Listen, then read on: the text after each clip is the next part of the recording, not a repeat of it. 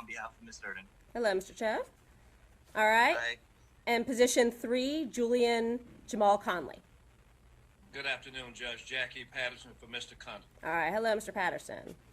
Thank you. Hello to you as well. All right. Position, do these in order. Position 1, Falu Silla. Yes, Judge.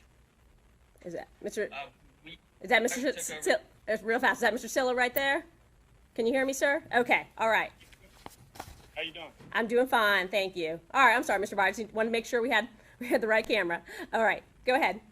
I took over this case from the conflict defender, and we're here requesting a bond today. Okay. Go ahead. If you remember me to present, I will. Judge, usually when I have a presentation to make for a hearing like this, and this serious of a case, I only have about 10% of the good stuff that I have to tell you about today.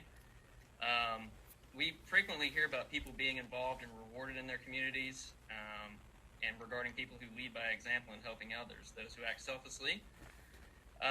That's a story for Mr. Silla, and the only reason I'm providing it to you now is because we have the task for you to decide today whether or not he has strong enough ties to the community and whether he's a danger to those around him. Mr. Silla is a young man who is heavily involved in the community. He has lifelong ties to the community. In fact, he is so well involved in the community, he regularly participates with Simply United Together. Judge, that is a nonprofit organization that helps the community feed the homeless, and it helps neighbors in need, and it assists the community at large. That nonprofit is run by Calvin Davis. He is here today on the Zoom link, and after I get through, I would like to have him attest to Mr. Silla's qualities and character. Judge, Mr. Silla's actions are those to help in need and comfort others when necessary, with no expectation of personal gain and advancement. In fact, he's been in altercations as a victim in several locations, at his mom's house, at his girlfriend's house, but none of that has stopped his drive to give back to the community. Giving and helping others is at the heart of Mr. Silla's interactions with the community. And all of those actions are even more prevalent when in his attendance at his masjid, El Hassan. He regularly attends that masjid, and he prays 5 times a day on his own, if not more. In fact, Judge, the crime that Mr. Silla has been accused of in his Muslim religion, it's abhorrent and would go against not only his character, but his deep-seated religious beliefs. Mr. Silla is a father of a 2-month-old. He has steady work waiting for him. Although he is self-employed as a music artist, he regularly records it straight off the boat in Chamblee, Georgia. In fact, when he's released, he was telling me that he has a body of work that's going to be immediately displayed for sale.